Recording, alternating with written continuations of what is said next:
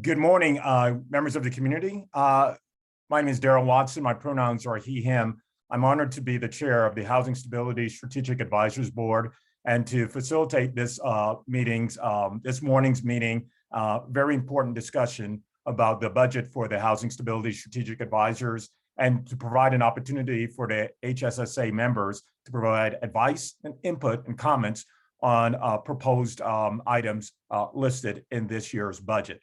Our meeting is scheduled from 10 a.m. until 12 p.m. We suspect that this meeting will conclude before 12 p.m. I'll quickly walk through the agenda for today's meeting. The land acknowledgement, we'll begin with a reading of a land acknowledgement. We'll do a roll call of the board. Public comment will be opened for about 3 minutes for each member of the public for any comments that you choose to make. We thank you so much for being here and being present and being willing to bring your voice into this discussion. The board will have some more maintenance or reviewing of minutes, and then we'll turn the meeting over to Britta Fisher, the executive director for Department of Housing Stability. Laura Brazinski and Sabrina Ali will walk through the 2021 annual report. The budget priorities will include Amy Webb, and the budget overview will also include Amy Webb. So there's going to be a lot of presenting from the Department of Housing Stability. This is important for this meeting. We'll open up the meeting for a dialogue and discussion with the HSSA board to provide input and feedback. And then we look to adjourn around 11:30, 11:45.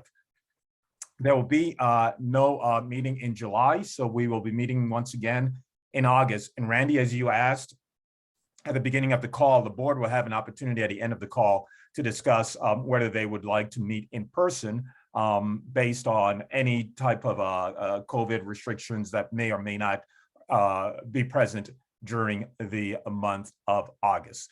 So with that, Katie, if you don't mind advancing the slide, I'll start with the land acknowledgement. Yes. Right before we get started, I think something's blocking your computer camera because you just look like a black screen right now. Oh, okay. Let me see here.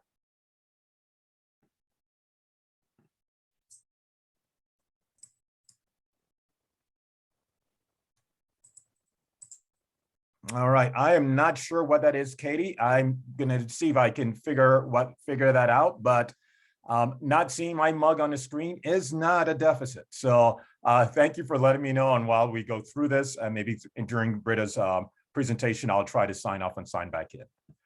So the land acknowledgement, the Department of Housing Stability and Housing Stability Strategic Advisors honors and acknowledges that the land on which we reside is the traditional territory of the Ute, Cheyenne, and Arapaho peoples.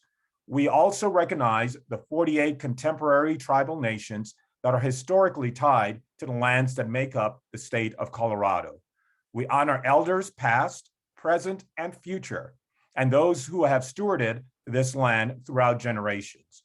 We also recognize that government, academic, and cultural institutions were founded upon and continue to enact exclusions and erasures of Indigenous peoples. May this acknowledgement demonstrate a commitment to working to dismantle ongoing legacies of oppression and inequalities or inequities and recognize the current and future contributions of Indigenous people.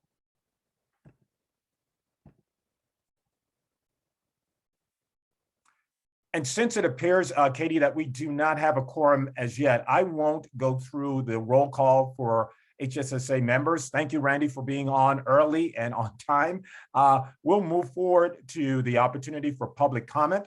So Katie, I'll turn to you to see if there are any members of the public that are raising their hand and that have an interest to provide comments. We encourage any member of the community to speak, to bring their voices forward, to elevate their voices into this discussion. You can speak on any of the issues specifically being discussed during our meeting today, or any topic that you believe that it would be of importance to the Department of Housing Stability. We allot for 3 minutes. We encourage members of the community to address the issue or the opportunity and to not directly address members of the HSA board or the Department of Housing Stability. So with that, Katie, I'll pause for a moment and see if there are any folks from the public that are raising their hands. Yep, if you are on this webinar as an attendee, you should now be able to either raise your hand or unmute yourself and speak.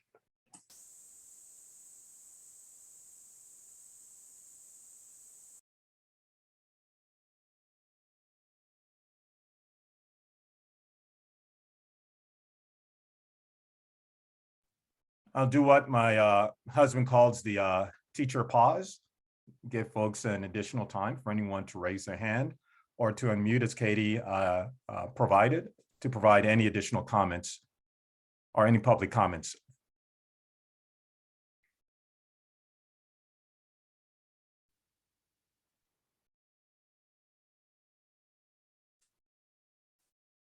And Katie, I'll have you do a quick last check and then we'll move on with the agenda.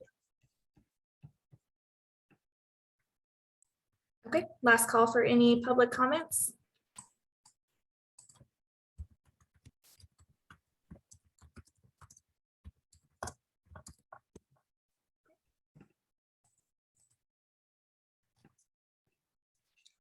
Thank you to members of the community. Know that this is an open call for folks as they attend this meeting to provide their feedback, but this is not the only opportunity. If you choose to send emails or letters, if you're old school, or any other communication to the Department of Housing Stability to share your thoughts about what the good work that the Housing Stability Department is leading on, or any questions you have for them, please feel free at any time to send that information. You can find ways to contact the Department of Housing Stability on their website. So with that, Britta Fisher, I'll ask if you don't mind joining in and providing the director updates. Thanks, Daryl, and good morning, everyone. Good to be with you. I am so honored to be the Chief Housing Officer who gets to announce this next thing, which has been in the headlines, and I hope you all are aware, but is the approval by City Council of expanding housing affordability. This is a very big deal. It is a policy that will help us to get new affordable homes throughout Denver, and it will take effect July 1st of 2022. So how that will work is that new residential developments of 10 or more units must designate a minimum of 8 or 12% of the units as affordable for a period of 99 years, regardless of whether the units are for rent or for sale. So in higher cost areas of our city, such as downtown and Cherry Creek, developers would need to designate a minimum of 10 to 15% of new units as affordable. It also includes zoning and financial incentives to help offset the cost of building affordable homes and to increase the overall supply of housing in Denver. That is something that will help us really expand our housing stock here in Denver, in every part of Denver as it grows, and really see that increase with market participation in our housing stock here in Denver for affordability. So this is huge. And I want to thank you to everyone who put their time and attention and feedback on this policy while it was in the works. And a big thank you to the Housing Stability Strategic Advisor members who took the time to write to their council members and speak at hearings or council meetings. This is a huge win for Denver. I want to thank the staff who worked on it. I especially want to shout out Brad Weinig, who did a lot of the stakeholder engagement, and so many who've been working on setting the ground for this policy for so long. So with that, we are so grateful for your support, and I see that Randy has a question, so I'll pause there. Thanks, Britta. Just wondering, you said 8 to 12% and 10 to 15%. What determines if it's 8 or 12% or 10 or 15%? What's the determining factors there? Yep. So there's two factors. One is whether it's a high market or a typical market. So when I was talking about downtown and Cherry Creek, that is required in a high market to do even more of the affordability. Whether it's 8 or 12% or 10 or 15%, depends on if they are going for a lower percentage of more depth of affordability at 60% of area median income and below, or and for sale, it's different percentages. And then on rental, if they're going for a higher percentage of AMI, then they have to do more units at that higher percentage of AMI. So that is the difference. Got it. Thank you. Great. Well, with that, I'll keep the good news rolling. You see pictured here, Mayor Hancock and one of the participants who'd applied for our program, the Metro DPA Social Equity Program.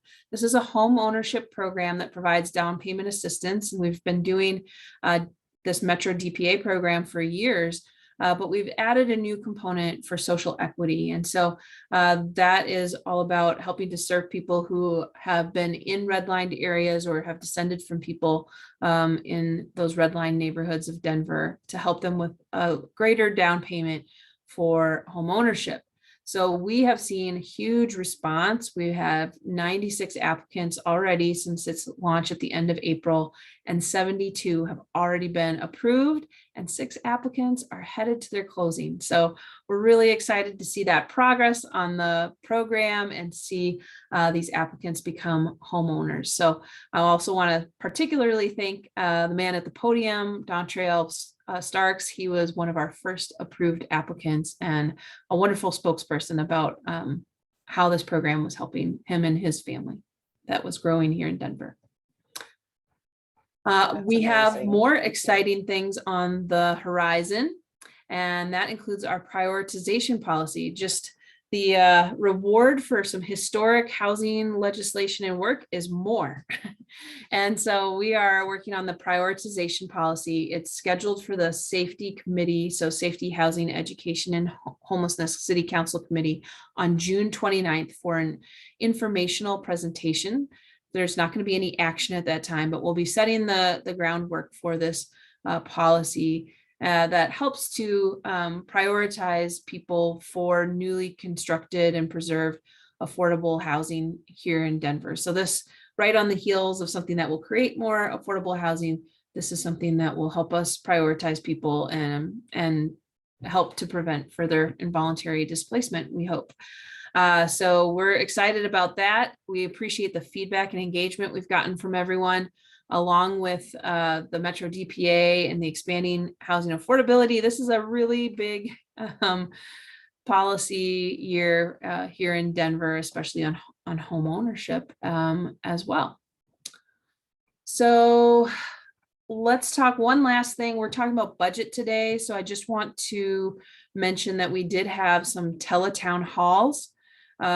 We had the American Rescue Plan Act teletown halls led by the Department of Finance, and we had Department of Housing Stability participation, and certainly in the one that I participated in, most of the questions were about housing and homelessness. So it was good to see that the residents really want to see that level of participation and priority on these big issues. This is $154 million in coming weeks that we'll be applying for, and the city will be going through a deliberative process on. It's a once in a generation opportunity, and we're investing here in Denver broadly in what matters most, things like affordable housing and safe neighborhoods, our mental and public health, our small businesses and workers, and our support for people experiencing homelessness. So I just wanted to make sure you all knew that. And I'll end with just one last plug. There was a podcast series done by Elevated Denver. It's a 10 episode podcast. And so if you've got any travels coming up this summer, time in the car, time while gardening or whatever, where you want to listen to something, I would recommend the Elevated Denver podcast. It was a pretty thoughtful look at the issue of homelessness in Denver. And so would encourage you to check that out. With that, I'll toss it back to you, Daryl. Thank you so much, Britta, for all of that information. And thank you so much for the team for the work that you did on EHA. I know there was a question in the Q&A that I'm not sure if it was answered. I don't see it anymore. The question from I think it was a member of the public was asking the AMI levels for EHA. And I'm wondering, Britta, if you don't mind sharing that again. Yeah, I'll actually ask Laura Brazinski to pop on and speak to that a little bit further. Sure. There's actually a opportunity under the policy that's moving forward to do what's called income averaging for both the rental units and the home ownership units, which means that you can provide a variety of income levels at different price points to average at either 70% for rental or 90% for home ownership, which allows you to provide deeper or a little bit higher affordability to help comply with the policy. Thank you so much, Laura, and to the member of the community that asked the question. Let us know. You can, once again, you can raise your hand, or you can, and even though this is not public comment, since that's the only question we had, at least would want to make sure that that Laura answered the question that you were asking. So I'll give you a quick moment if you want to put it back into Q&A, or if you want to just simply raise your hand, and Katie will advance you so you can speak.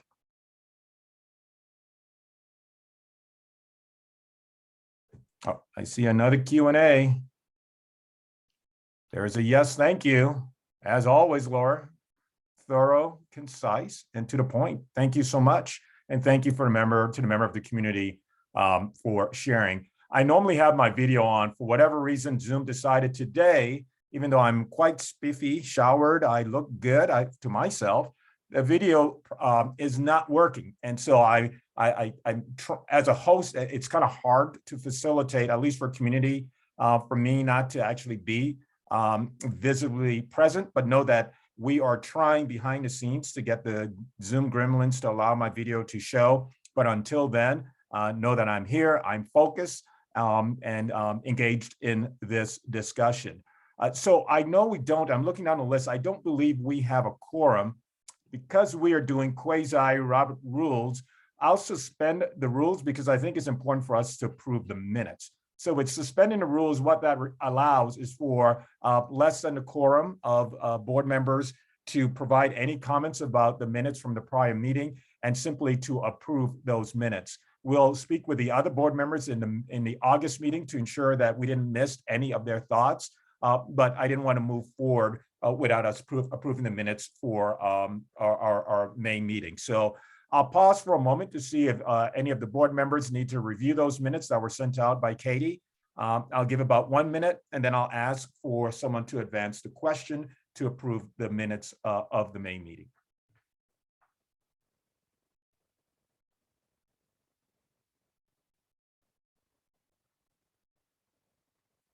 So I gave a expedited minute of time to review, since we all had these for a few days to review. Do I have a motion to approve the minutes from one of our board members? I'll make that motion. This is Randy. Thank you so much, Mr. Randy. And is there a second? I'll second. It's been This is Jenny. moved. Thank you, Jenny. It's been moved and seconded by Jenny. We'll pause for a moment for any questions from board members. I always encourage board members to look to see if they're listed as not present, if any comments or specifics were posted from their perspective that may not have completely captured their thought process. This is the opportunity to provide amendments to the minutes before they are approved and then posted on the website. Hearing none, I will do a quick, let me look through who's here. Actually, I'm going to ask board members to come off of mute, and then we can just simply do in unison, aye or yes if you approve the minutes, or no if you don't approve. If you're abstaining, I'll ask that afterwards. So all in favor of approving the minutes, say yes. Board members, please come off of mute. Yes. Yes. So everyone said yes. Are there any not approving the minutes? Say no. Any abstentions? Say yes. Hearing none, the minutes have been approved. Thank you so much. Looking forward to hearing from Laura Brazinski and Sabrina Alley on the 2021 annual report and update. Thanks for that, Daryl. We are actually going to skip that part of the agenda today because we've incorporated that information into the later part of the presentation. So I think we'll just go ahead and skip forward to budget context. If that's okay, I'll hand it over to Laura. Thanks, Sabrina. And we do have information about 2021 integrated here. I think it was felt like it would be helpful for us to set a little bit of context around how HOST's budget works and how we contextualize some of the sources. So I wanted to start there to provide a little bit of framework. So before we dive into that, I am Laura Brazinski, Deputy Director of Operations, for anyone who I haven't gotten a chance to meet. I'm excited to talk with you a little bit more about the funding side today. We got a bit of a primer at our last meeting, anchoring ourselves back in some of the information that was in the 2022 action plan. And just as a reminder, there is a link, it was sent out by the team earlier in the month to the full 2022 action plan. It has a whole appendix section about HOST's financial landscape. So anyone who wants to dig in further and understand more specifics about sources and allowable uses and the way that we plan our budget, there's more information there. But certainly want to offer that we're going to cover some information at a high level here today between some context setting from myself, and then we're going to get a chance to hear from Amy Webb, our finance director and HOST as well. But we understand that there's a lot to know about the financial landscape, and so want to make sure that HSSA members understand that if you're interested in digging a level down and understanding more about resources or numbers or projections, happy to provide that additional context. We're just providing enough framework to facilitate discussion today and want to know that we are resources for you in digging deeper as you are interested. So let's start first just with a little bit of budget context for hosts. So this is a high level overview and reminder that if you didn't take a look at that financial landscape, we have more than 30 different resources that we manage within the Department of Housing Stability. That's a mix of local as well as federal funds. We have some more typical and standard funds in our portfolio from the U.S. Department of Housing and Urban Development. Think of community development block grants, home funds. Those are allocated on a year-to-year basis to Denver as an entitlement jurisdiction. And then we also have an infusion this year and in the years around this year of resources for COVID response and recovery from organizations like the Treasury Department that are a complement to some of our more standard typical federal funds.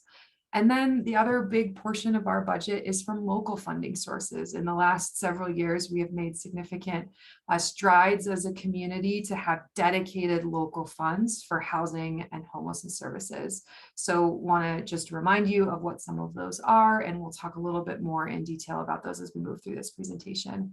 But the two major ones you may have heard about, just to remind you of the names, are our Affordable Housing Fund, which has a few different sources that help to create that dedicated source. Property tax funds, retail marijuana sales tax funds, and then a per square foot fee on development. We call that a linkage fee. It was part of the package that went to council earlier this month that Britta celebrated on EHA with some changes to that linkage fee. But those are all what we together call the Affordable Housing Fund. The other dedicated local funding source is our Homelessness Resolution Fund, which is a dedicated sales tax to support housing, shelter, services for those who are experiencing or exiting homelessness.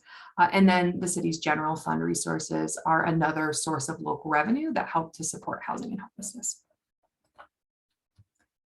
On the next slide, wanted to give you a little bit of a flavor of some of the different ways that we plan for and filter our available budget to align to the needs we have in the strategic plan, to align to our divisions, and align the way that we spend resources to help achieve the outcomes that are outlined in the strategic plan. So you'll see in our action plan, and as we talk through information today, that we filter and report on our resources by division or pillar. We've been spending a lot of time this year going over the nuances of the housing stability work that we do as a team, the homelessness resolution, the operations, the housing opportunity. You'll see those those are aligned with our divisions and with our strategic plan. That is a way that we plan for and filter and report on our resources.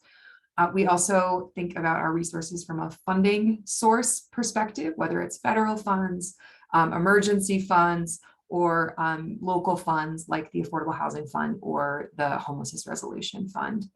And then finally, what you see in the purple are some of our primary categories that we use when applying. What are the uses of funds? How do we actually group funds across our divisions, across our different pillars for how a resource helps to achieve an outcome? So that includes some portion of our resources for an administrative purpose, as far as personnel and other supports for the administration of resources, housing assistance, things like rental and other assistance that would help a household stay stably housed, for example. Shelter and services, things like operations for our shelters, or other outreach services that we may contract with partners for. Development and preservation, this is more into the unit itself to make the home affordable at a price point that would help serve someone who's experiencing homelessness or housing instability. And then finally, our DHA D3 agreement. Just to explain this briefly, we have a partnership with the Denver Housing Authority to help really expand our pipeline of affordable homes. We approved that agreement in 2018. 2019 was the first year that we started making payments to DHA. As part of that agreement, our property tax helps to support that. But that's where you'll hear that D3 DHA delivers for Denver agreement as one of our use categories, given that partnership. The next slide just provides a little bit of context for budget planning as far as when things are budgeted and when they may be spent. So before we talk about numbers, I just want to highlight that Host is in a unique world with the balance of things that we invest in.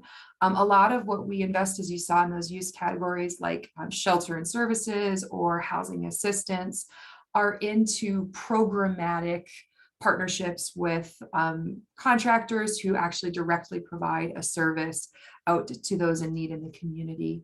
And so those programmatic partnerships tend to have a budgeted dollar in a year that gets spent via reimbursement to that partner in the same year for the provision of those services. So a dollar on a programmatic side comes in this year, goes out this year. That's the more typical experience for a program.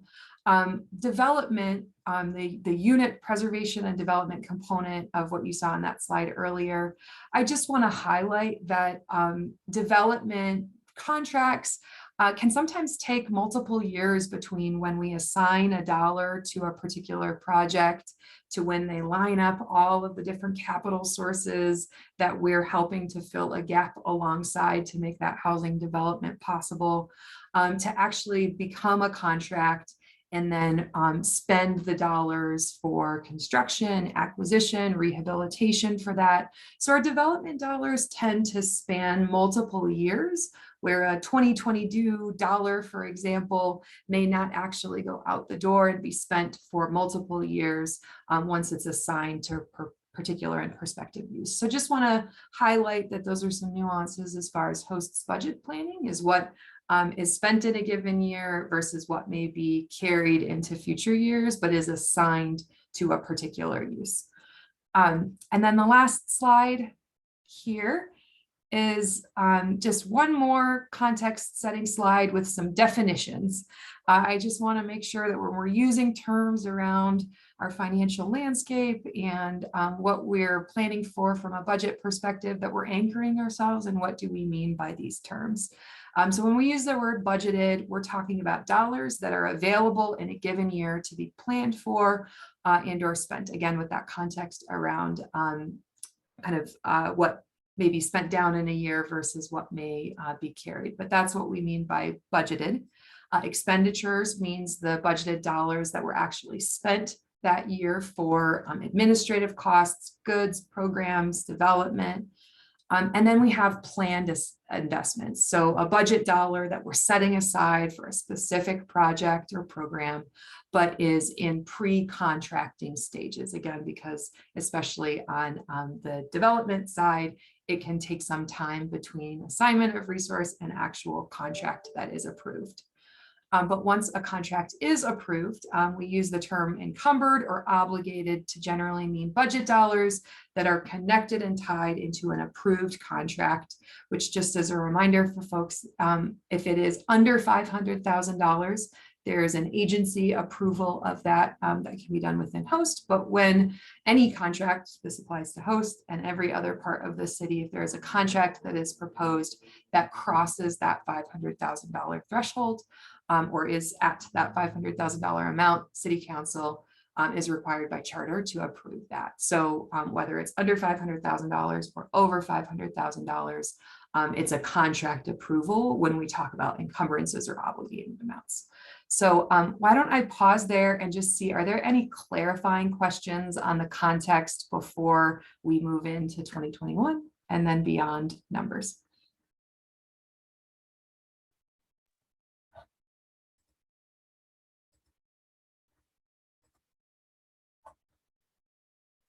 All right.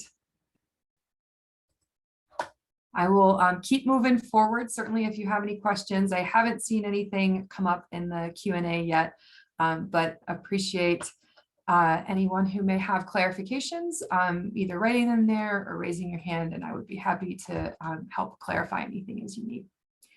So as Sabrina said earlier, we are going to talk just a little bit about 2021 and what some of the outcomes and expenditures were for our 2021 year before talking about 22 and 3. So 2021, if you go to the next slide, we'll talk first about some of the outcomes. With the dollars that we invested in 2021, we achieved a lot of awesome things for our community. So this is a quick snapshot that you will see in a full 2021 annual report that is expected to come to this group and be available in the coming weeks with more detailed information about 2021, including narrative and these numbers. But 576 new affordable units that were funded, 290 preserved units, more than 5,700 households served with housing resources like down payment assistance, counseling support to help access housing in our housing opportunity space. More than 17,500 households served through shelter and services with our homelessness resolution supports. And then almost 15,000 households assisted that were at risk of displacement with things that range from rental and utility assistance to legal assistance and other services. So really a kudos to every team member, stakeholder, contractor, partner who helped to provide these critical services for our community in 2021. Thank you for all of that effort and all of these important work.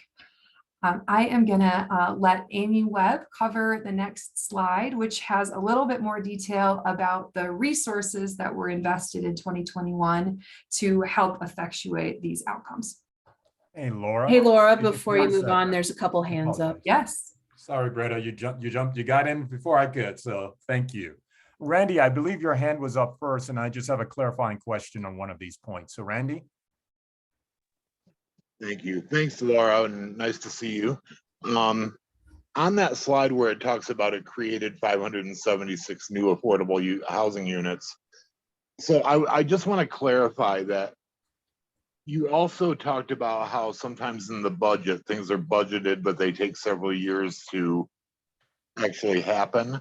And I'm just wondering, of the numbers on this page, like the 576, have those actually been built and are now rentable, or are they just kind of in the pipeline and being budgeted? Yeah, I can certainly add a link, or Katie can add a link to the dashboard that will help you see what is by property actually in the pipeline versus constructed and open. But in general, this 567 represents those that are in the pipeline. Okay, and do you know offhand how many have been built, were built in 2021? I can certainly follow up with our team to get a little bit more specific information if what you would like to understand is how many are open and available to be leased of what was funded in 2021. I don't have that number offhand, but I'd be happy to follow up with the team to clarify that. That'd be great. Thank you. Just because, you know, I report back to other people, and I want to be able to let them know that, because I know they will ask me that. It's a great Thank question, you. Randy. I'm happy to make sure we get you that information, and we'll send it out to the full group. Thank So we'll tie that up and give you a link to the dashboard as well. And Laura, then just one quick clarifying question, and may build on what Randy started, but for the larger numbers like the 17,502, and I say kudos, applause, this is to be celebrated. Each and every one of these numbers are an individual person and families supported. So thank you for you, your team, and all of host. But the 17,502 and the 14,954, would you consider those to be unique individuals, meaning there is not like, for example, if services were provided in January of the year, and then again in February, it's a recount. Very curious as to if those are individual unique. Yeah, great question, Daryl. So we have, and I think we've talked about in some of our context setting months around the detail for homelessness resolution in particular, our homeless management information system, HMIS, if you hear that acronym, really helps us to track who utilizes our services with a streamlined approach and helps us for those who are experiencing homelessness. So that number up in the right corner, that 17,502, that HMIS system helps us ensure that that number is a deduplicated number to itself. So those do represent unique households in that 17,502 number. Our other services that are not in that system, the access and the households at risk of displacement, utilize different reporting structures for how we gather information from partners and collect information about those different resources. They are not at that point of having as supported of deduplication efforts as HMIS does. And so therefore, those are not definitively deduplicated numbers. While we are exploring ways to have the kind of functionality that we get from HMIS, that is the number that it is an assurance that that's a deduplicated number. The others may have some overlap. Laura is so helpful, and I'm a visual learner. I love the visuals that you provide. Do not want to complicate your process, which I know is already complicated.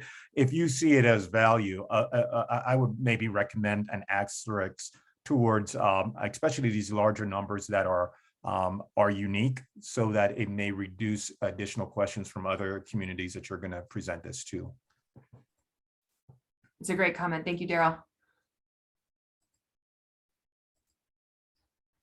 Great. I just want to make sure I didn't miss any other hands that might have gone up for Q&A. All right. Well, I've got a couple of notes on follow-ups for some of this information. Thank you, Randy, and thank you, Daryl. I will let Amy cover some information about 2021 investments. Thank you, Laura. For those of you that I haven't met already, my name is Amy Webb. I'm the Director of Finance for the Department of Housing Stability. And if we could head to the next slide, we will first go over the expenditures from 2021. And just as a reminder, on the right-hand side of the slide, the expenditures are resources that were actually spent last year. And some of those planned uses for development will roll from one year to the next, as we just kind of touched on in the previous slide. And then we'll also talk about how the emergency has affected some of these expenditures. So please, if you have a question, definitely raise your hand. So we have this slide bifurcated two different ways. As you can see, the total amount that we've spent in 2021 is over $170 million on housing and homelessness. That total is separated both by division or pillar, as you're used to seeing, and also by use category.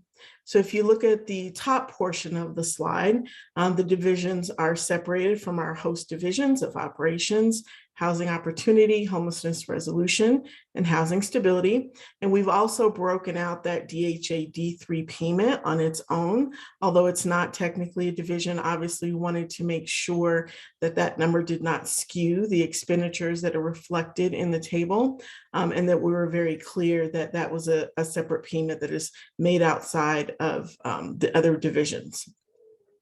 So you can see the separation there of the different divisions on top. And of that $171 million that was spent, over $61 million of that is related to the COVID emergency.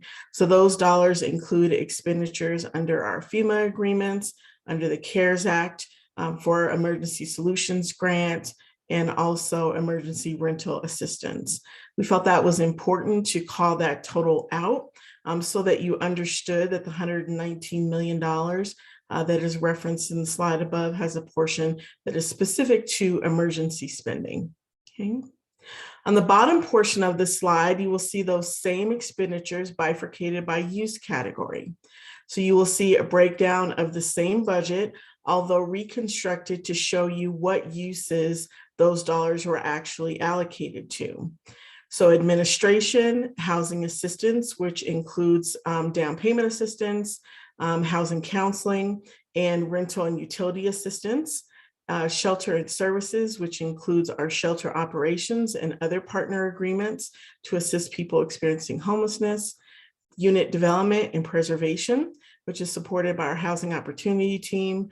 And that is the creation of new units, both for sale, rental, and preservation of existing units. And again, you'll see that D3 payment broken out here. Next slide, please. So now we'll reference a snapshot of 2022. Next slide. So this is the 2022 budget from the action plan that we've reviewed in previous presentations, but we just wanted to bring the slide up again to remind you of the context for the 2022 budget. And again, just a reminder that some of the funds that are reflected in current budget years have rolled over from previous years. We also wanted to point out on this particular slide that the funding areas set aside here in the red box are our typical funding sources. So our federal funds from grants from HUD and others, local special revenue funds like the Homelessness Resolution Fund, Affordable Housing Fund, our general fund budget, and then some of the legacy funds that we have from previous administrations. And then outside of that, we have our funds that are allocated in response to the COVID emergency. And you can see from this graphic that that is a very large portion of the budget that we had available for 2022. And although they're not a part of, typically of our budget, we just wanted to make sure that we called that out so that you could see the variation in those particular resources.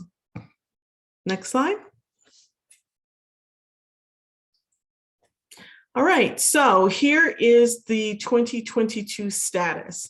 So I will preface this conversation by saying that this is a point in time, right? We're about halfway through the year. So obviously these totals don't represent everything that has occurred or will occur this year, but as of the information that we have currently. So we have continued the same format in bifurcating these expenses and showing you two different ways of that presentation, one by division or pillar, and then again by the use category. You can see that from our 2022 budget, we have obligated over $150 million at this point. Those funds will include some of the funds from operations, opportunity, resolution, stability, obviously, but pointing out from the definition slide earlier that these funds are obligated, some of which have been expended and some of which are still yet to be expended for this year. In the next column, you will see the 2022 planned expenditures, and those expenditures that are also included in the budget, but have not yet been officially encumbered into a contract or agreement with host. Some of those expenditures include our most recent GO bond projects that were announced recently, projects under the American Reinvestment Act, That is a recent addition to our resources that we're planning also coming up when we discuss 2023 for the second round of that. Excuse me. So you'll see quite a bit of planned expenditures that aren't yet obligated into a contract, and wanted to make sure that we were able to show you that those resources are in the planning stages, not yet obligated, but halfway through the year, we're approximately halfway through that budget piece. So the third column that you'll see is the obligated plus the planned dollars amount. You will see that there is a different dollar amount there than the $270 million reflected on the previous slide. And that is due to the reminders that we've repeated a few times here of the rollover of budget from one year to the next.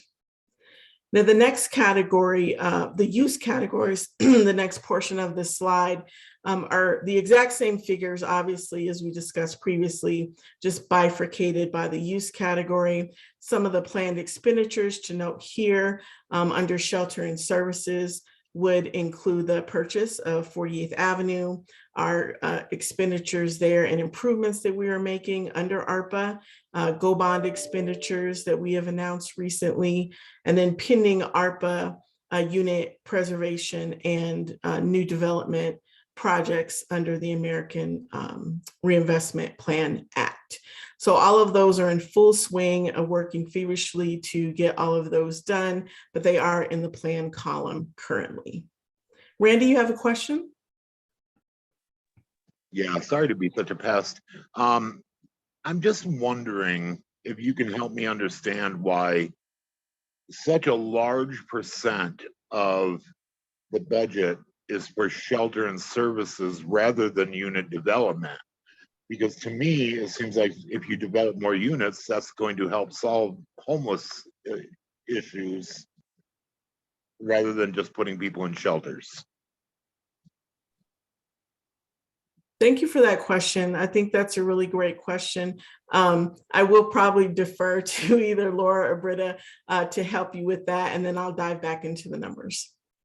Hey, Randy, it's a great question. And we fully agree that housing is the foundation to any resolution of episodes of homelessness. And so we very much want to put a lot towards housing. The thing that skews our numbers right now is our emergency response. So that COVID-19 emergency response, the rental of all these additional hotels, of our leasing and sheltering at places like the National Western Center, the Coliseum, when those were going, and now at 4600 East 48th Avenue, that COVID-19 shelter, as well as those hotel rooms. That is a huge amount of money, tens and tens of millions of dollars, and that skews it much more heavily towards homelessness resolution, shelter, and services. Thank you. So that money, that emergency money from the federal government for COVID, can't be used for developing apartments? No, we have been able to use some small amounts of like CARES dollars, or now in the ARPA funds, there's the ability to use some of that for housing. The mayor announced last summer that we would have $28 million as affordable housing development funds from ARPA, which we do and are putting to use. There are some home dollars, that CV dollars that have been able to be used on things like housing. But the large scale of the funds is for shelter and services in the emergency response. Those are, think of like those things we've talked about that are FEMA reimbursable. That is a big chunk of shelter and services. Does that help? Yeah, thank you. That I understand. I think one other piece I would just add as context, I think that's a great way to describe, Britta, why the shelter and services line is the size and scale that it is. But I just wanted to highlight that one of the lines that you see in here is the DHA D3 payment. I know that I acknowledged this as part of the framing, but what you see right now is a 1-year payment towards a 20-year agreement to bring a significant infusion of dollars forward for housing development. And so while you see that nearly $9 million, that is 1 year that is helping to make possible $130 million for development in partnership with the Denver Housing Authority and other partners. That is another way that we're supporting development that complements what you see here. So I just wanted to highlight that resource is part of a much bigger program where the Housing Authority bonded against these resources to bring that approximately $130 million infusion in to support this pipeline. So just a little bit of additional context. Thanks, Laura. And Jenny, please jump on in. Thanks. I have two questions, and this is really helpful. One, which doesn't surprise me with what I'm hearing from the field and from my own staff, but the housing stability, those funds have already almost been expended. And I'm wondering if the team could explain if there are some plans, strategies for backfilling or increasing that budget, and knowing what the housing stability needs are going to be from people who are, continuing to face eviction, so that they don't get thrown into the homelessness resolution category. And I know that's something my team has brought up on the calls about additional ARPA resources and where those might be deployed, is that we try to make sure that we've got a big enough bucket for housing stability and bridge housing and strategies that are going to keep people in a home, so that we're not then struggling on the homeless side. So that's my first question. Maybe I stop there and ask if that's a place where you're planning on finding some backfill because of the residual effect of the pandemic and our market, frankly. No, it's a very good question, Jenny. And I mean, housing stability is the name of our department. We really like the efficiency and effectiveness of keeping people in their homes. From a budget perspective, I would say, no, we don't have something like the Emergency Rental Assistance Program has provided in terms of scale of resource. As you know, we have a couple of dedicated resources that we manage here that the voters have approved, right? We have the Affordable Housing Fund that City Council helped to approve and start, and we've doubled. And then we also have the Homelessness Resolution Fund, but neither of those is specific to rental assistance and that type of housing stability work. And in particular, the Homelessness Resolution Fund is for people currently in or exiting homelessness. So from a budget perspective, I don't have a good answer for you there, because we continue to spend down those resources, but there is not something with similar scale that we have planned at this time. But I will turn it over to Laura Brazinski and Angie Nelson to talk a little bit about what's in the plan and what is in the works overall. Sure, I'm happy to just speak a little bit about, so one thing I'll mention is that we do still have our emergency rental assistance program. So this Department of Treasury dollars, and we're currently in the process of encumbering the second round of that funding to help get it into the community. And so that has a time frame into 2025 to spend down those dollars. So we're looking forward to that next round of investment coming in. Can I stop you? Sorry. Does that show up in the budget at all, that next round? It doesn't look like it does. We're going to get into 2023 in just a few minutes. This is okay. I got it. So that would be in the 2023 budget. Yep. And then to Britta's point, that we don't have a dedicated funding source towards these housing stability activities. We're benefiting right now from infusions of emergency rental assistance or coronavirus relief funds that have helped us to do more to right size this level of assistance in our community. But it's part of our strategic plan elements, and I can pull it up and drop in the Q&A or something what the link for that of we know this is something that we we have to continue to work towards. So in our action plan this year, we're starting to understand where are the gaps and where are the different opportunities to try and develop those sorts of funding streams, but don't have that in place yet. Two other follow-up questions on 2B funds, can they be used for housing stability in that way, like the ERAP? No, okay. And then with the cities, I tried to keep track of, but I'm sure I haven't kept track of all the detail on the ARPA funds overall that the city has.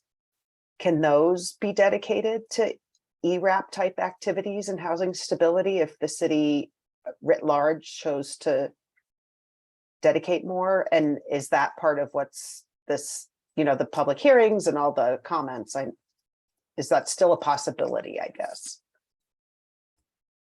I can take that one. Just a clarification. I think you probably saw a couple of our heads shake no on your first question around the Homelessness Resolution Fund and its use for stability related services. It's pretty specific to those who are experiencing or exiting homelessness is the language around the Homelessness Resolution Fund. So I just wanted to clarify that question for anyone who might not have seen our head shakes for that.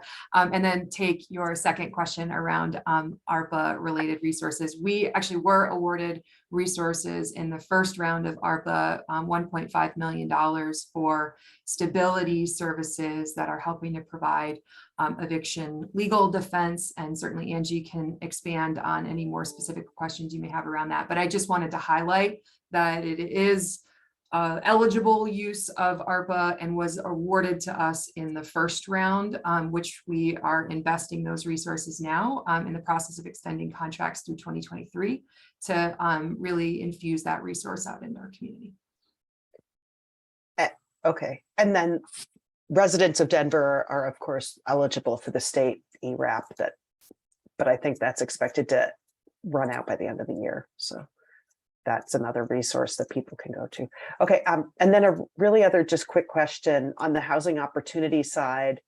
When you project the rest of the year, do you expect that the housing opportunity resources will be obligated that you've budgeted for the year? It looks like, there's, if you looked at 6 months worth of obligations, we're behind, but that doesn't necessarily mean you're really behind, right? With different funding cycles and other things. I will start, and then Amy, please feel free to add any additional context. I do expect that some of what may be in the pipeline for the planned resources would turn into contracts this year, but it has been our historic experience that planned dollars can sometimes take more time to turn into a contract, and therefore that assigned use and budget dollar may go into the next year, still for that assigned use, but to be obligated and contracted at the time that that project is ready. So there's probably some that would turn into contracts this year, but I do expect that there would be some rollover for contracts that have an assigned amount, but may not turn into a contract until later in either 2023, likely in 2023. So Amy, is there any additional context that you would add to that? Yeah, I would just add that the majority of those projects that we've assigned the 2022 planned ARPA dollars under unit development and preservation are over the city council's threshold. So there is some extended period of time in order to get all of those lined up for legal and council review and actually go through that process to become executed contract. So you will see them in the coming weeks on the council agenda, but there are quite a few. And so it may not be as quickly as getting them all done by the end of the year, but hopefully a substantial piece, just depending upon how quickly we can get them through the system. So if you look at the pipeline of projects coming into the city and you have a sense of what the requests are going to be or what you've already run through your reviews, you expect that the money will be, at least you've, in pencil obligated much of it to projects that they just haven't formally been obligated in your systems. Correct. Okay. Those are my two questions. Thanks. I think those were 5 questions, Jenny. There might have even been 10. Sorry.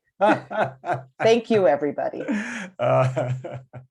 Those are great questions, Jenny, and I want to thank Katie for answering questions in the Q&A. If there are folks who are asking those questions, if there are additional clarifiers that you need for your voice to be elevated, please continue adding that. And I think Katie's doing a fantastic job with answering those questions. I have just one quick follow-up, and then we maybe can advance Amy to the next slide. But I just had one question concerning the rollover of funds. Are those predominantly, the funds are rolling over year? Are those predominantly funds that are obligated or they are within each of the divisions? I wasn't clear as to the rollover, and is there an expectation or forecast of a percent of rollover based on projects that go year over year? Maybe a quick clarifier on rollover and what that actually means and how that is impacted. Absolutely. Yeah, the rollover dollars in the budget are across all of the divisions, across all of the pillars. Mostly they are right now, as you're seeing in front of you, a result of dollars that were planned during our larger awards. So when we got our initial ERAP award, for example, happened very late in the year, which is definitely not enough time to procure for those services and get them under contract and expend them all within a few months. So whenever you have large infusions like that, and this is more exceptional, right? Just given our current situation. So Go Bond, ARPA, ERAP, Home ARP, right? All of those very large infusions of resources that happened all at once and much further in the year than we could possibly get those done. So those will typically roll over, but some of the ones that are to your point more usual will be from the Affordable Housing Fund and linkage fee, since that's where the majority of the development projects are. So for example, if we pencil in a project from the Affordable Housing Fund, and that happens in September or October, generally not enough time to get that contract through the full city council process, executed and drawn down, all within the same year. So you see a lot of rollover from those types of contracts. And then we also have obviously some rollover in some of our grant funds, because we do have some development there. And then we have some contracts that actually cross periods in some of the grants. And so you will see some contractual obligations rolling over in that way as well. Very helpful, Amy. Thank you so much. And No I believe problem. Randy may have an additional question. Randy? I'm sorry, just stupid Zoom question. I'm trying to figure out how to post a question on the Q&A, and I cannot figure this out. When I open the Q&A, there's open, answered, and dismissed, but there's nowhere on here that says I can Oh, post a Randy, question. this is Sabrina. I think that's just because you are promoted to a panelist as opposed to a participant. And so you're going to see a different view than people who are just participants. Okay, so there, and I don't see a chat feature anymore. There used to be a chat feature where we could answer questions. I don't see that anymore. We don't leave the chat open in these discussions because it doesn't, it gets too much opportunity for us to miss questions when there are lots of people adding things to that. So when we do the Q&A instead, it allows us to make sure that we're actually answering every one of those questions. So we usually use the Q&A instead of the chat function in these meetings. Okay, so there's no way for panelists to add a question. Nope, but you have the floor right now if you've got any. Okay.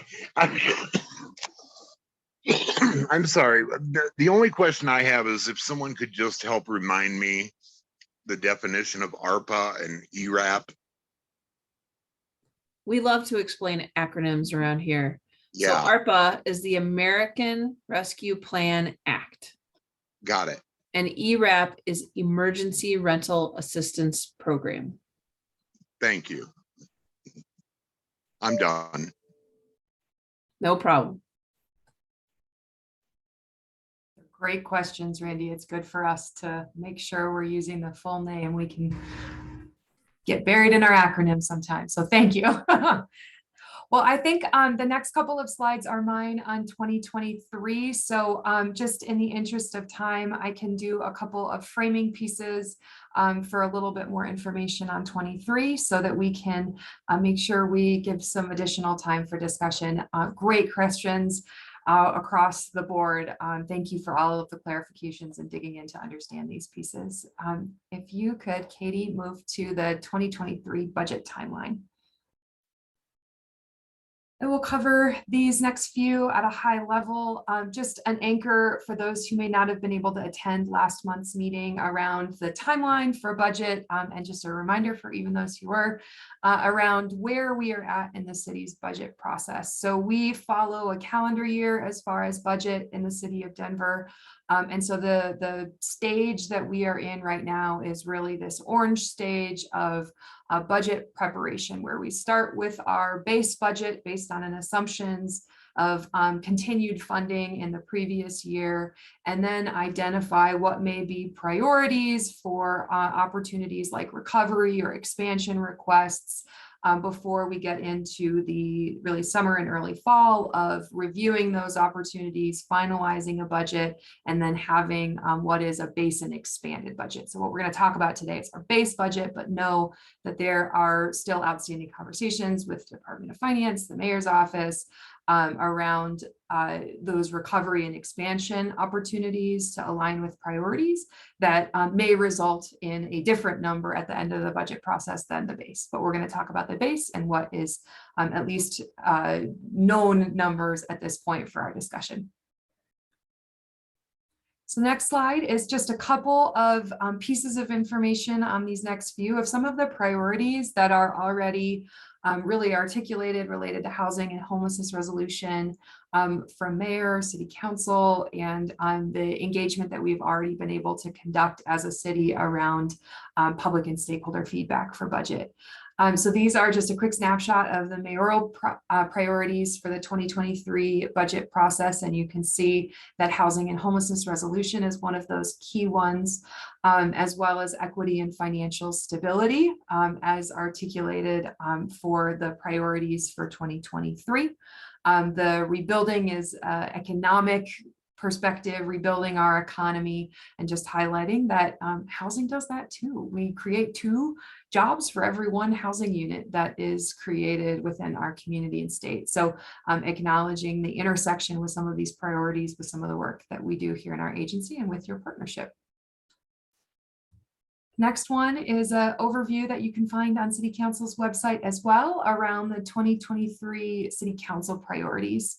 There are a number of priorities articulated in their document for 2023, but we pulled up the ones that are particular to housing and particular to host. So housing and homelessness is called out as its own priority. We summarized a few of the priorities articulated within their document, including homeless services for those in particular who are unsheltered, stability supports, including tenant and homeowner supports, development and preservation of housing, as well as legal assistance are all specifically mentioned as part of the City Council priorities. And then host was also mentioned as part of the priority around community engagement. This was actually their #1 priority across these items for City Council for 2023, and engagement efforts for community were highlighted for host in particular as part of that larger bucket. You can see on the right are some of the other priorities that City Council also articulated. There are intersections there with some of our work, but we pulled out the ones that had the closest ties to some of the specific things that host does in our budget.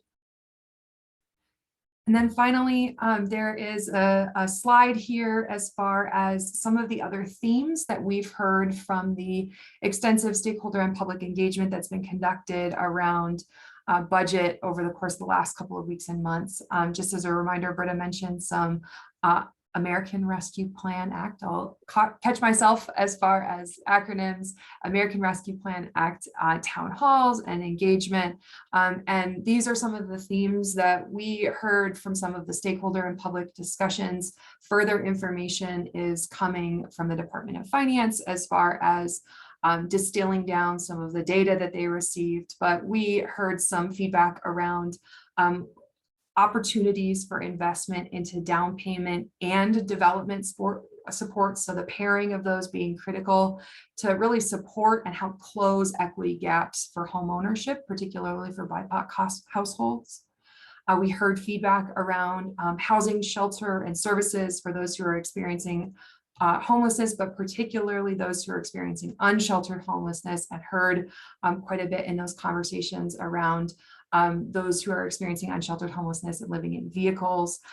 So things like safe parking and other supports came up as themes from this engagement.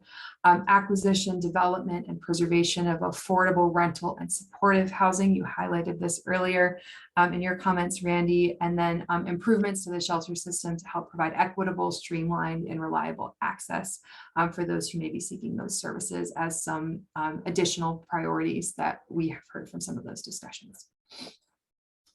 The next slide is just a little bit of framing as far as our base budget assumptions.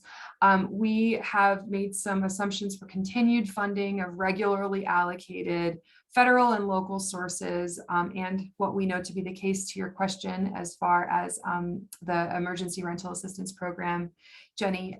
So there's an assumption for that in 2023, but just again highlighting that any resources that have not yet been allocated through the budget process from the Department of Finance, those are still not included in any way above base, because we're still in the deliberative process to help inform priorities as well as specific pieces there. So ultimately, this extensive public outreach, this deliberative process with our Department of Finance and Mayor's Office to ultimately propose a final draft budget, usually in the September timeframe. That's what moves to City Council, has a deliberative process with City Council before the final budget is approved in November for the upcoming year. So it's a little bit of framing around how we get to 2023 budget assumptions.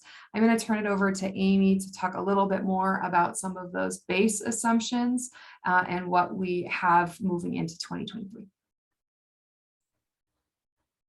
Thank you, Laura. So the 2023 base budget for host, just to reiterate, the majority of the budget line items here are assuming level funding from 2022. You'll see our host general fund budget has the exact same dollar amount that was for 2022 base budget. Obviously, we're in the midst of that base budget program right now.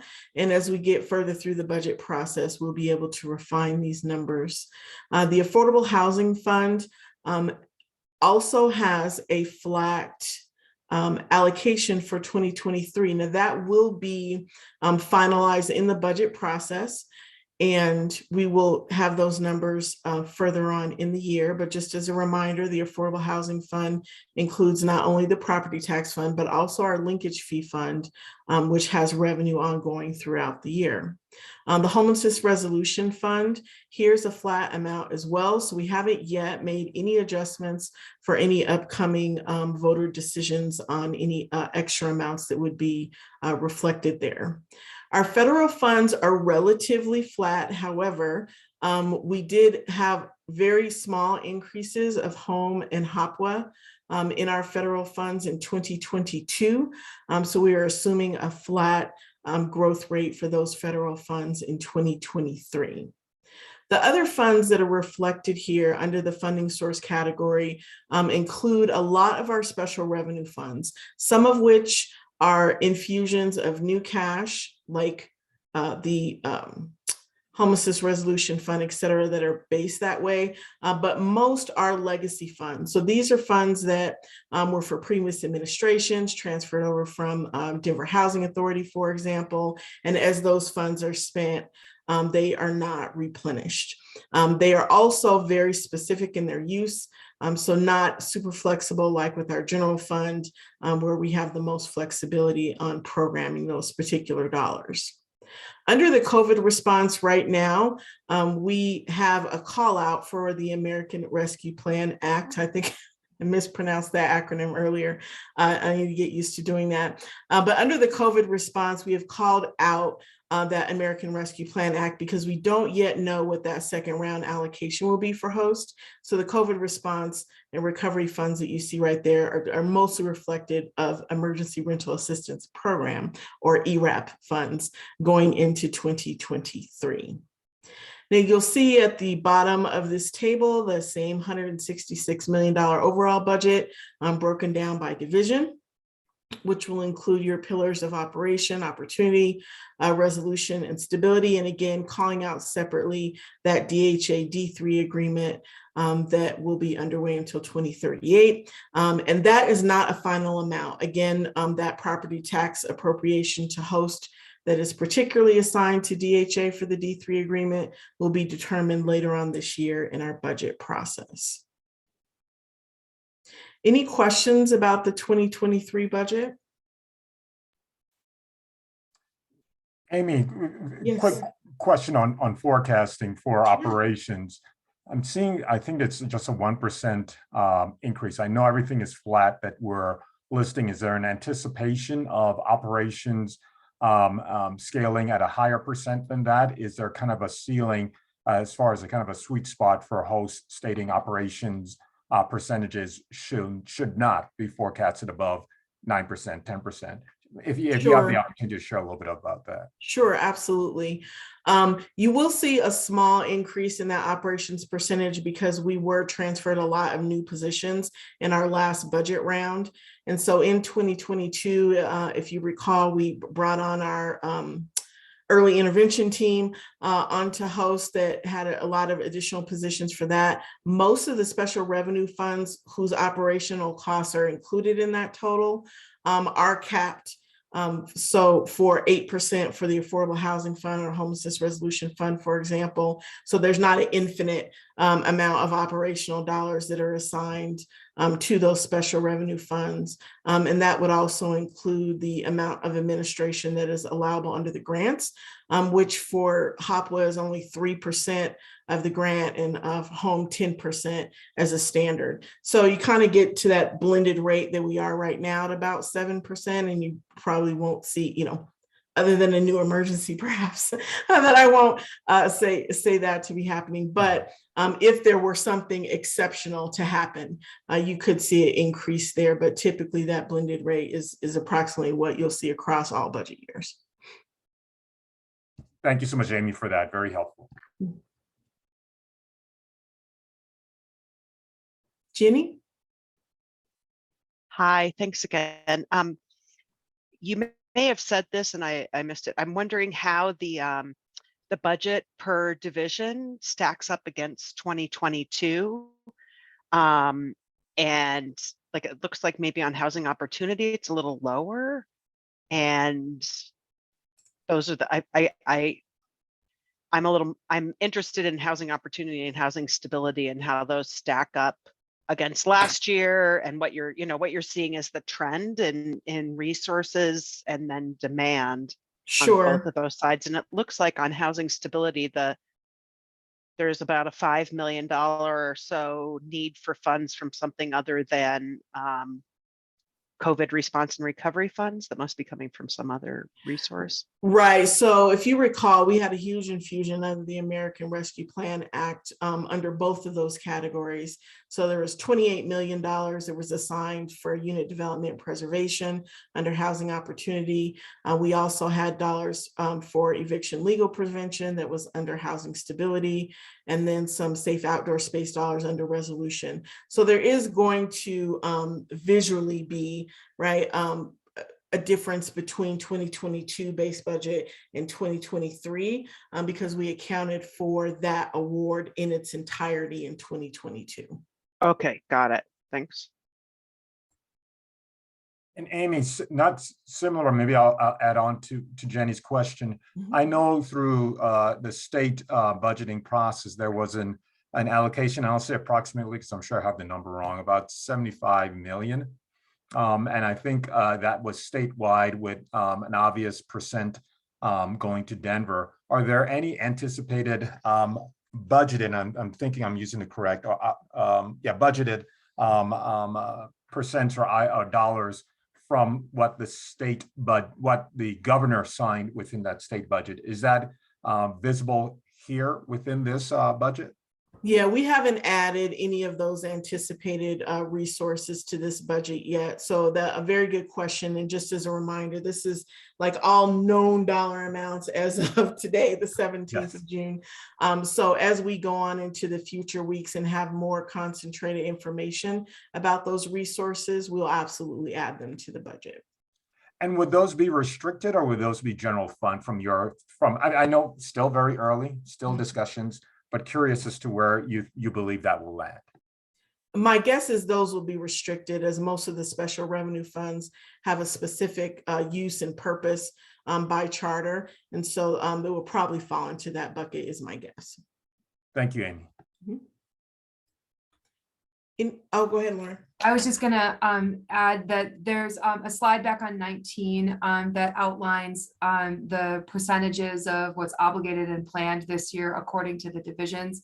We can put this all together so you can see them side by side. But to Jenny's questions, I wanted to at least read for you what the percentages are for the divisions so that you can see the numbers. For operations, it looks like it's 2% of the total. The dollar figure is bigger at the bottom. For housing opportunity, it's 32%. For homelessness resolution, it's 50%. For housing stability, it's 13%, and the DHA payment, it's 3%. So part of the operations being a lower amount is because of the bigger denominator for the percentage. So I just wanted to highlight that. But as a follow-up, we can give you those numbers side by side. I just wanted to give you a sense of scale where it's different. And then I think I just wanted to clarify one additional piece is that the city and the state both received separate allocations of the American Rescue Plan Act. The city received $308 million in two different tranches, a first tranche of 154 and a second tranche of 154. Through the 2022 budget process last year, that first tranche of 154 was allocated. Host received a portion of those resources that are in the 2022 budget for us. We're in the process of, as a city, integrating and synthesizing public feedback to inform what would be the investments for the second tranche. And agencies who may receive those dollars, it would be integrated into a 2023 budget. I just wanted to contrast that to the state, which has made a lot of different allocations of those ARPA dollars, including resources for housing and homelessness that will be administered at the state level, to which projects or local governments can apply for, but they are allocated from the state's budget and not like an assigned amount that is automatically transferred to the city of Denver. It's the city's dollars for ARPA that would be part of our direct budget, although the application to the state for resources is certainly possible. So I just wanted to articulate the difference between some of the state and city resources under the American Rescue Plan Act. If there's clarification, just let me know. Yeah, that's where I was going to, Laura. And Daryl, I just wanted to clarify one part of your question. While one of the things that the governor signed into being was the homelessness dollars, there's 200 million, 45 million for a homelessness a regional recovery campus that is Ridgeview. There is 50 million for the Denver metro area for competitive grants for navigation centers. So that money isn't earmarked to just come to Denver. It is a competitive grant dollar, and so is the $105 million general pool for grants on homelessness. So I know that there were several things that mentioned Denver, and there were several things that morphed over time, but in the final bills, there's nothing that is directly allocated to Denver. It's all competitive to apply for, so we can't budget for it until we know that we will get those dollars. Thanks so much, Britta, for clarifying that. Thank you, Britta and Laura. Any other questions on the 2023 budget before we move to the next slide? All righty, Katie. All right, so what's next? 2023 budget planning. As we spoke about before, we are in the midst of doing that planning citywide, not just for Host, but for the entire city. But for us specifically, the next steps are continuing to finalize the use category plans across our base budget and whatever allocation that we'll receive across those divisions and pillars. We do have some multi-year contracts that were awarded under a 3-year NOFA in 2021. So we'll be looking at the use for those particular contracts, and that will also include extending some of the current contracts to fill any gaps and participating in any procurement that we need to once the final 2023 budgets are produced by the budget management team. Then, of course, the contracting process, going through that and getting all of those contracts through council and participate in readying ourselves for the 2023 start of the year. Any questions about the 2023 budget plan? I have one more Yeah. general question. When we think about the action plan, the 5-year action plan and the 2023 action plan and where the resources are, does the staff feel like the resources that are available and the way that they're allocated is going to help meet the goals, not only for 2023, but help us meet 5-year goals in all the categories? How does it seem like it's shaking out overall? I can at least start, and if others want to add additional context. I think one of the reasons why we want to have this conversation early in the year as we're in the budget process is to make sure we get a chance to hear from you around priorities to help integrate into the budget process. And we do the annual action plan a little later in the year because we want it to be informed by these conversations that we have today. So I think this is almost a wrap in and a start of some of our 2023 action planning, because some of the priorities that we articulate in these conversations help us know where we can really provide additional infusions of resource. I think broadly, our plan is bold. Our plan articulates needs and opportunities that need significant resources to move forward. So this budget planning process on an annual basis helps us drive and prioritize resources to effectuate the bold, important, critical things that are articulated in these plans, but also the complement of these other resources that need to come together to make those plans possible. Our resources help effectuate the bold plans that are in our strategic plan, our strategies and goals, but how other funds come in are a big part of our ability to implement those. How tax credits are awarded, how state resources are awarded, how philanthropic and other partners are awarded are all together going to help us achieve those bold plans as a community. Britta, it looked like you wanted to jump in and maybe add some additional information, but I would just articulate that this is the start of our 2020 right yeah process, you're right, and it's the 2022 plan, we're getting it right. Okay, thanks. Sure. Yep.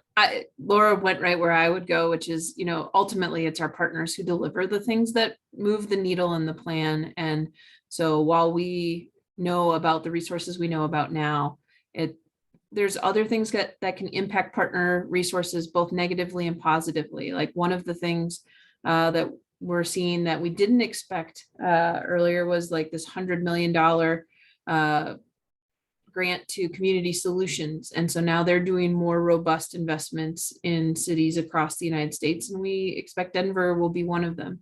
How that all shakes out, we don't know. So there's things like that that will impact us in ways that we still have yet to see, but we're favorably thinking that it's looking good for our 5-year on track goals. Yeah, definitely the state resources will help and to be leveraged in Denver.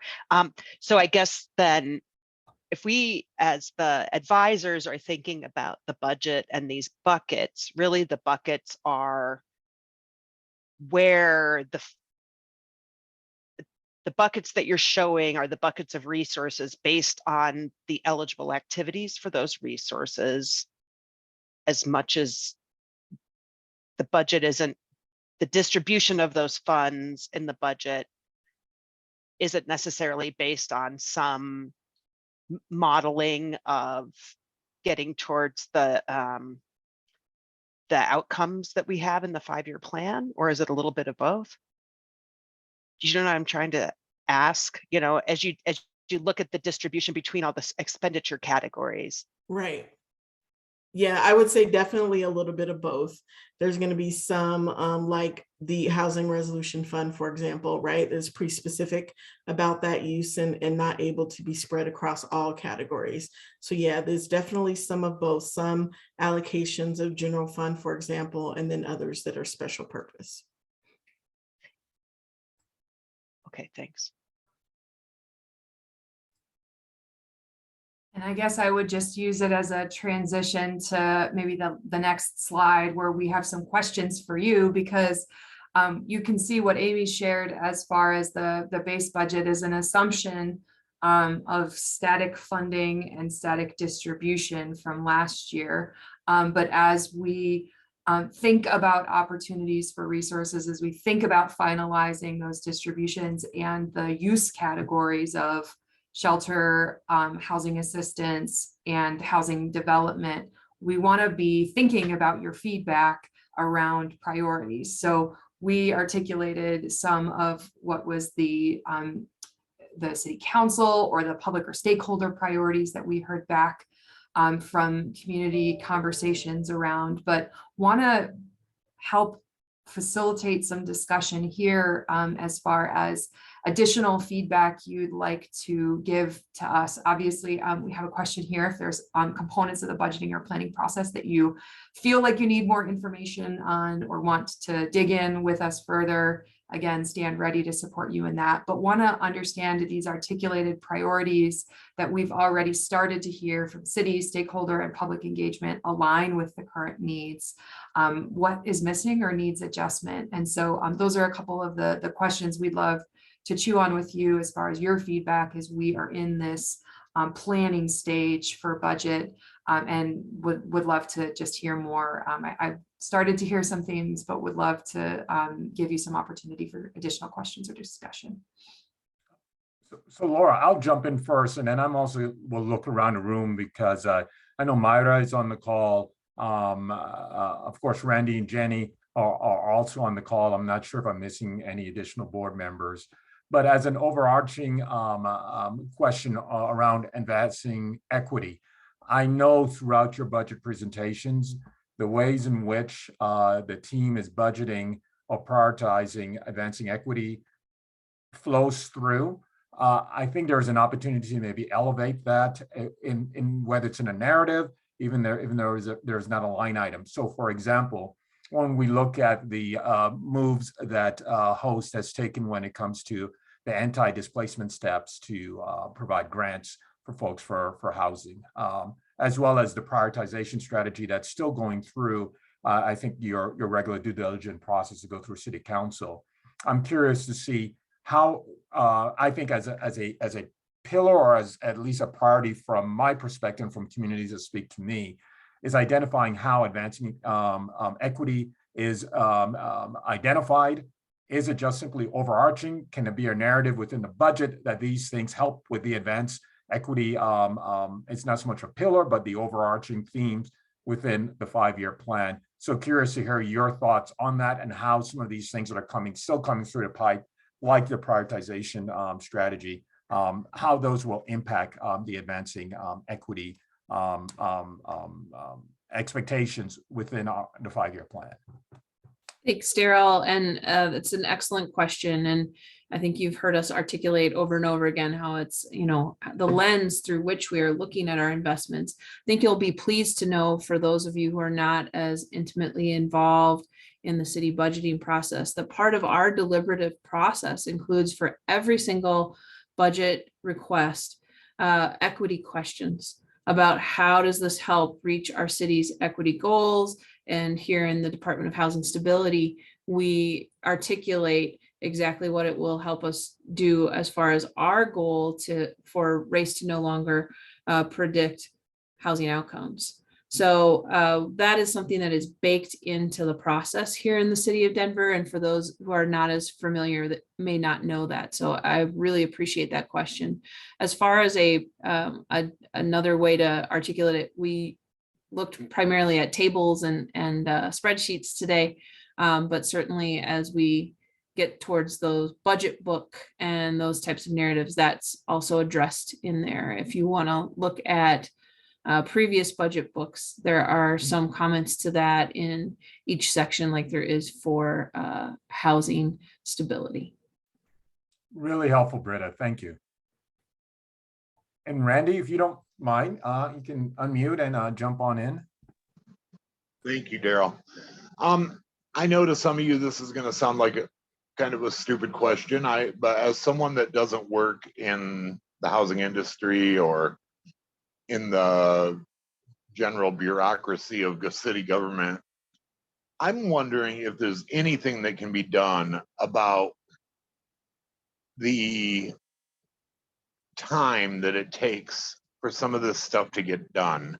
We talked earlier about, how some of these things take years to accomplish from the time they want to start looking at building something to the time that they can actually build it.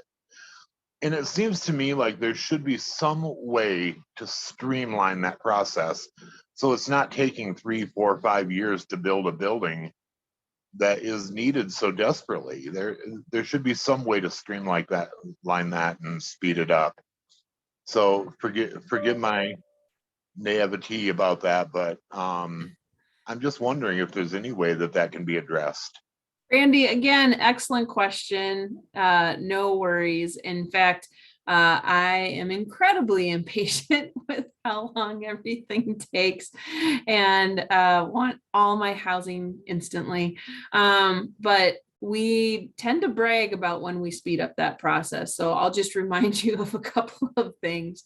It is an intentionally thoughtful and deliberative process for how we utilize land in the city and county of Denver. And so the land use process, the building process, which wants to promote a healthy and safe outcome of buildings in Denver, is all weighted towards review and ensuring that those investments have a long-term beneficial impact on our city. Now, ways where we've seen that be really reduced in time for at least construction, there's a couple. We see panelized construction being utilized. We saw here in Denver the purchase of hotels. CCH purchased a hotel in Quebec and turned that into Fusion Studios in just a matter of months instead of the usual years, as you were referring to. So we called that some practically instant housing. So there are things that can speed up that process. Sometimes speed costs more money too. So to purchase those types of hotels and do that kind of thing, it can cost some more money in a different way if we're not able to leverage things like low income housing tax credits and so forth. But in general, the transparency and accountability that is demanded by the public and is baked into our city processes does in fact take time. Just to get anything through city council is at least 8 weeks. And there are other things on top of those processes. So it's that kind of hard thing where the process itself does take time. And then when we add, very thoughtful things like community engagement and making sure that there are more noticed things, it adds to more timelines. And so it can be slow. Now we continue to work and have in our strategic plan, goals for how we as the department can speed up our part of the process with contracts, with payments and other things. But I think we as residents of this community should always be asking about, the timelines and the process and what is actually needed for us to get to the outcomes that we want. I think I've come to the conclusion that that it is a good thing that I don't work in government, because the bureaucracy part drives me nuts. You're probably in a good space, Randy. Some of us enjoy these bureaucratic battles for how much impact they can have, but it is a lot of process and parts and pieces for sure. All right, thank you, Britta. We're glad you're on the board, Randy. So I think your skill set and your input is a perfect fit for this. So thank you. Thank you, Daryl. I know we have really limited time, but I would be remiss not to mention one effort this year to create a cross-departmental affordable housing review team that its purpose is to help facilitate affordable housing projects moving through city review processes faster. So we don't have to get into a lot of detail, but I am happy to follow up if you have questions. But that is an effort between us and the Community Planning and Development Department within the city, as well as others, to really support projects that are affordable moving through those development queues for prioritized review. So I just wanted to add that one piece of context. That's great news. Jenny, I see your hand up, and then Myra, I wanted to come back to you to see if you have any questions as well. Yeah, thanks. So I think to this first question and the question I asked before we got to this slide, for me, I think it would be helpful to understand, like I understand conceptually and in big buckets, the budget, and it looks, you know, reasonable, and I understand how you got there. It would be helpful for me to be able to see a little bit of the strategy towards meeting those goals, and how the budget actually links up to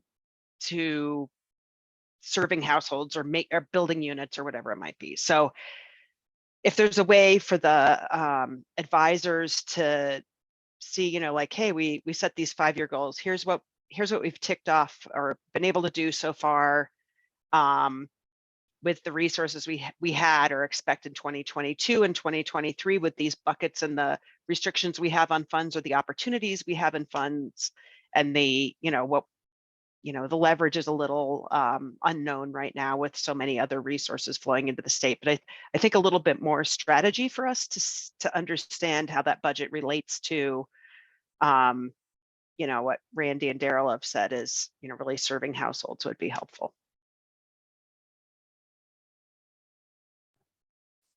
And I'll give an example. Under the housing stability pillar, there's some very clear numbers around reducing the number of evictions followed by 25%. I know that this will be a ginormous budget with lots of narrative if you hit every single one. But since there are some very specific year-over-year numbers within the priorities, I'll be curious to see how within the kind of the budget book that you speak to those. So in 2022 to 2021 to 2022, the 25% or it was 30% was met, or 40% was met, stuff like that. Not everyone's going to read it, but I think it'll be helpful for us. Myra, and I know, Laura, you just came off me, but I want to make sure we gave Myra an opportunity to elevate her voice in the next 8 minutes. And this is not putting you on the spot. If you don't have any questions, fantastic, but would love to hear your voice. No, of course. Thank you, Daryl, and I appreciate you making space. I think I've just been digesting the conversation, and I definitely identify with Randy. I am by no means an expert in housing, and so I'm learning along the way and appreciating the questions that have been risen up, because it's given me a lot to think about. And so I look forward to ongoing conversations, but at the moment, I don't have any questions. But thank you. Thank you, Myra. And Laura, I apologize for stepping on you. If there was additional comments that you wanted to make. No, I was just going to acknowledge that I think the comments from you and the comments from Jenny are really helpful for us as we move into the phase that is the development of our 2023 action plan to align with some of these components around budget. So I was just going to acknowledge that that's a critical piece of feedback, and that's the document that I would expect to be informed by some of those recommendations. Thank you, Laura. And I wanted to say for the public that are viewing and also folks who may be listening, or viewing this this video once it's posted on the web. Not all of our board members are present. That doesn't mean that the board members as a whole have not been involved in this process.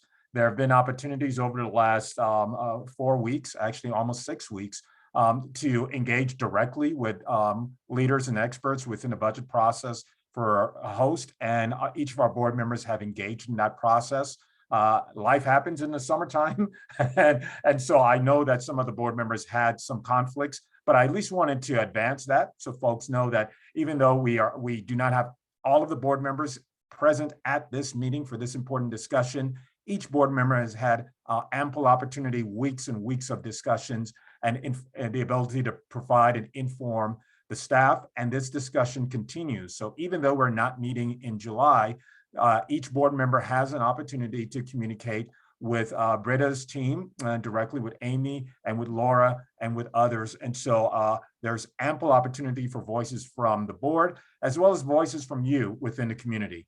I'll pause for a second. I see Randy has a question, and then I'll see if Britta, Laura, and Amy and team have any closing statements for our final 5 minutes. Randy? Yeah, I'm just wondering, is it possible that we could get this presentation that we saw today emailed to us? Yes, Randy, we are planning to do that as soon as the meeting ends today. Thank you for asking. Thank you.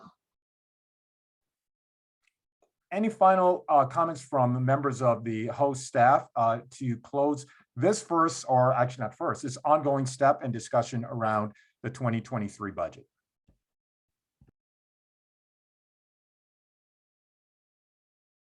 Seeing and hearing none, Britta, any final words before we close this meeting for the June HSSA board?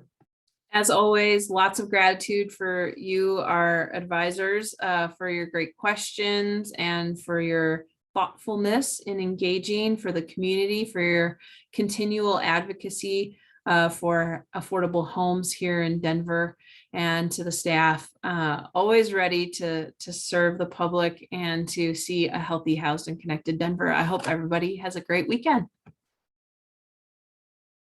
Thank you so much, everyone. This concludes our meeting. Kate, thank you so much for your professional facilitation behind the scenes, answering all of those questions, as well as providing all of this information to the board members throughout the weeks in between meetings. I know we weren't able to solve my video problem all meeting long, but I look forward to having a really great meeting in August. So thank you all, and look forward to seeing you soon.